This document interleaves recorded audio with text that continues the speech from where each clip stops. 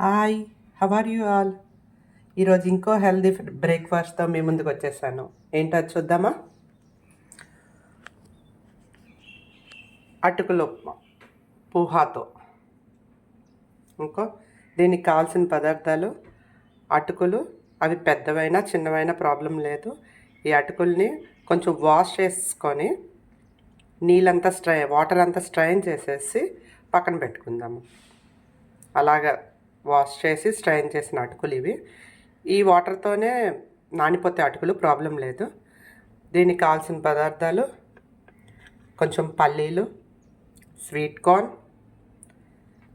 జీరా, కాజు, కొంచెం శనగపప్పు, green peas, carrot, onions, కరివేపాకు, green chillies, potato pieces and ఆవాలు.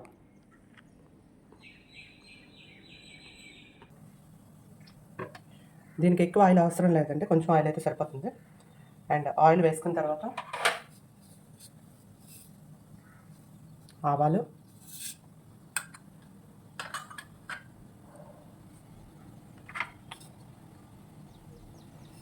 జీలకర్ర,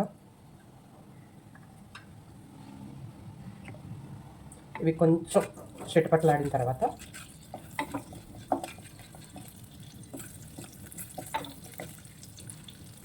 ఇందులోనే మనం కొంచెం కాజు, పల్లీలు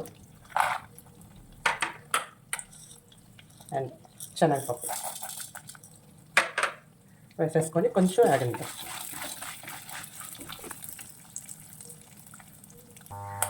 ఆనియన్స్,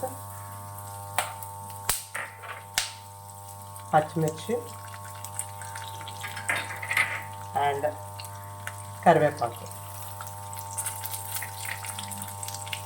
వేసుకొని మళ్ళీ ఒకసారి ఇవి కూడా కొంచెం లైట్ బ్రౌన్ కలర్ ఆనియన్, ఎక్కువ వేగన అవసరం లేదు. ఆనియన్స్ ఇందులో పచ్చి పచ్చిగా ఉంటేనే బాగుంటాయి. ఆనియన్స్ వేసుకున్న క్యారెట్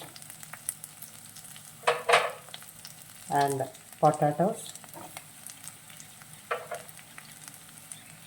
గ్రీన్ పీస్ వేసుకొని ఇది కొంచెం వేగిన తర్వాత స్వీట్ కార్న్ వేద్దాం. ఇది కొంచెం వేగనిద్దాం, ఎందుకంటే స్వీట్ కార్న్ వేగడానికి అంత టైం ఏం పట్టదు ఉడకడానికి. ఈ మూడు కొంచెం వేగిన తర్వాత అప్పుడు స్వీట్ కార్న్ వేయాలి.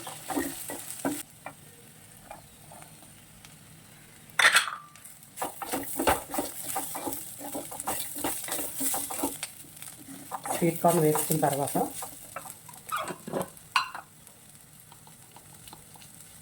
కొంచెం పసుపు, అలాగే కొంచెం సాల్ట్, రుచికి సరిపడా సాల్ట్. ఇది స్వీట్ కార్న్ వేసిన తర్వాత కొంచెం ఫ్రై అయిన తర్వాత, ఎక్కువసేపు ఫ్రై చేయాల్సిన అవసరం లేదండి. కొంచెం ఫ్రై అయిన తర్వాత దీంట్లోకి పోహా వేసేసుకుందాము. వేసుకున్న తర్వాత మొత్తం అంతా కలిపేసుకుందాము. ఎందుకంటే ఆల్రెడీ మనం సాల్ట్ అవన్నీ వేసేసాము.